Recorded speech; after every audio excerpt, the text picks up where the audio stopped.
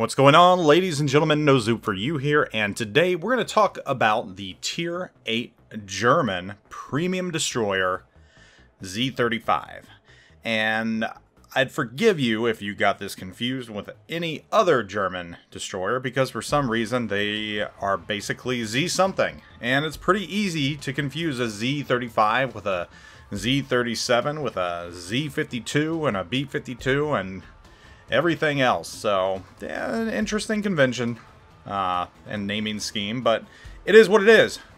This is a destroyer that at first I didn't have issues with. I just, you know, at first glance looked at her and I didn't have high hopes for her. And it's not what you want to hear at the beginning of a review. I know that. I mean, when you're looking at a ship that only has 6-kilometer torpedoes at Tier 8, I mean, that's kind of a big limiting factor right there. But the Z-35 wound up surprising me. Before I get into that, though, I want to touch on its statistics. I want to tell you a little bit about the ship, and I'm going to throw in a couple of interjections here and there just to let you know if I find something important, which there are some important things to know about this ship moving down the line. So we'll start with survivability, 19,100 hit points. You know, there's not much to say about that. You got your hit pool, and that's what it is. Moving on to artillery, and this is the interesting part that I will say some stuff about. Main battery, 5x1. So you've got 5 single pea shooters there that fire 128mm shells. Now that might not sound that lucrative right now. You might be wondering where the double barrel's at. You know, it doesn't seem like too much firepower, but then you look at a ship like the Gearing, and it's basically the same layout right there. You got those 5 single gun batteries. The thing about this, though, is the firing range, and your base firing range is right around 12 kilometers. I mean, that's a little further than most destroyers, and this might be giving you a hint right now as to the purpose of this destroyer. When you add AFT and BFT, which I do recommend for this ship, you get your main battery firing range up to 14.5 kilometers. The beautiful thing about that is, in Tier 8, 9, and 10, you are outside of every single ship's radar range at that distance. Very, very nice. Moving on to the torpedoes, touched on this earlier, you have 2 quadruple launchers, 6-kilometer range. Yeah, you can get these things up to 67 knots, but these are basically a standoff weapon. These are your last line of defense. This is something snuck through. They're right in my wheelhouse. They're attacking me. They're charging me. I'm going to launch these things. This is not a torpedo boat. Keep that in mind. Again, not a torpedo boat. AA defense, not worth even talking about. You basically got your standard destroyer AA defenses right there. Maneuverability. Maximum speed with Sierra Mikes is 38.3 knots. Your turning circle radius is 670 meters, and your rudder shift time with rudder shift module is 3.5 seconds. So I mean, well, what can I say about the maneuverability of this ship? You're a destroyer. You're not the most nimble out there, but you're also not the slowest pig out there either. I mean, you're comfortable. You're comfortable. Moving on to concealment, the last thing we've got here. You can get your detectability down to 6.2 kilometers. So, you're not sub 6, you're not in the 5s, but you're still not extremely high, being in the mid 6s or upper 6s. So, 6.2, I'll take it. I'll take it. That's not that bad at all. Now, on to the review itself, and what I thought about the Z-35.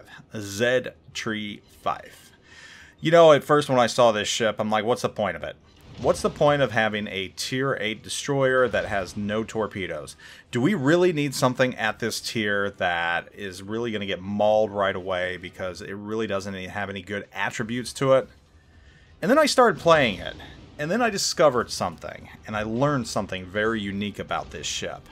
And no, it's not its artillery, but when combined with the artillery, it actually makes this ship a very good, or at least an enticing option, we'll say. An enticing option. So, I've already pointed out the artillery, 14.5 kilometers at its longest. You know, that's pretty good. That's pretty good. Now, let's talk about the smoke on this ship. And this is where this ship shines. It's kind of a tongue twister right there. Ship shines. This is where the ship shines. I want to bring your attention to the smoke on this ship. What they call a short burst smoke generator. I guess they call it a short burst because the action time is only 10 seconds. Even though that is the case, your smoke lasts for 40 seconds. Now, I know you're sitting there saying, alright, what's the big deal about that? 40-second smoke, you know, you've got US destroyers out there that are in the 2-minute range. What gives? Well, here's the deal. Your reload time on these is 66 seconds. So, basically, once your smoke dissipates, you only have to wait 20 more seconds to pop off some more smoke. Here's the other thing which is really cool. When you take Superintendent, your number of smoke consumables, 7. 7 smoke consumables. So, not quite 7 minutes worth of smoke right there, but you can definitely get off 7 bursts of smoke in just under 10 minutes. That's a lot of sitting in smoke right there. I don't know about you, but that feels pretty comfortable. Especially knowing that for the most part, you can sit outside of radar range with this ship. And you can reach out and touch other ships. Because the guns, the arc's not that bad. It's not sky high like some other ships. So it's not that bad. Now the other thing about it is, too, your guns don't do the most damage, but they do start fires. And I feel like they start fires more than some of the other ships. That is very nice right there. So no, this is not a torpedo boat whatsoever. This is a sit and smoke, sit and perma smoke, mind you, and just sling HE across the map at battleships and cruisers that are out of radar range. And that's basically this ship's purpose. Yeah, you're sure you can try and cap and get in there and do that, but you know, I really don't think this ship is built for that because of your concealment, and at the tiers you're going to be playing, you're going to be going up against ships like Haragumo and everything else. This is not the type of ship that you want to charge in on. This is more of a hang back ship and play it like a cruiser. And that's exactly the way you should play this ship, for the most part. I mean, yes, do destroyer stuff if you can, cap if you can, but use terrain to your advantage. Pop that smoke, and your guns actually have more range than some cruisers even, so use that to your advantage. Aim for those slow moving tier 10 battleships. Actually, some of them aren't that slow, but yes, just start fires with them left and right.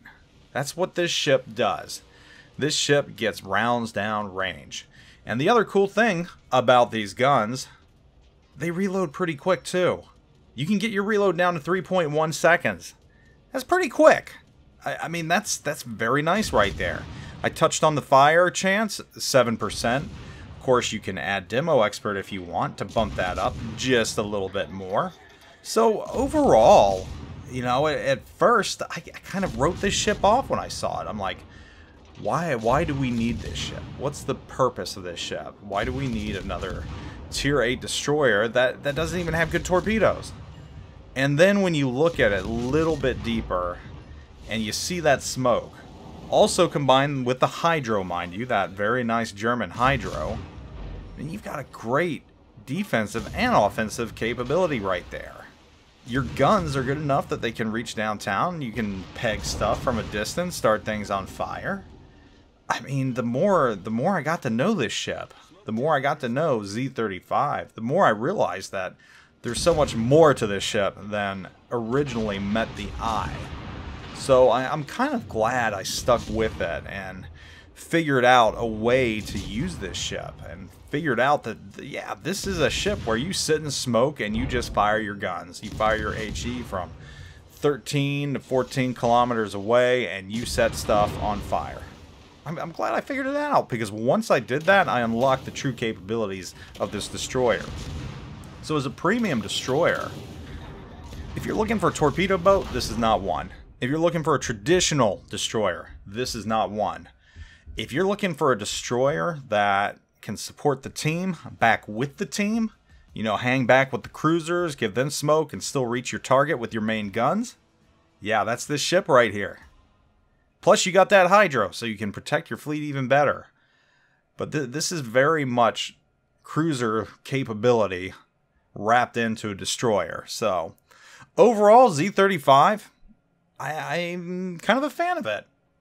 I think there's a place for it. And I think that if you're a German destroyer fan, or even a German ship fan, or a destroyer main that's looking for something a little different, I think you can definitely find something different with this ship. And I think you might find some enjoyment out of it. So, that's my review of the Z-35.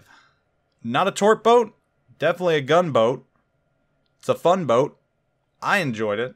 Hope you enjoy it too. Hope you all have a wonderful week, and I will catch you later. Zoop out.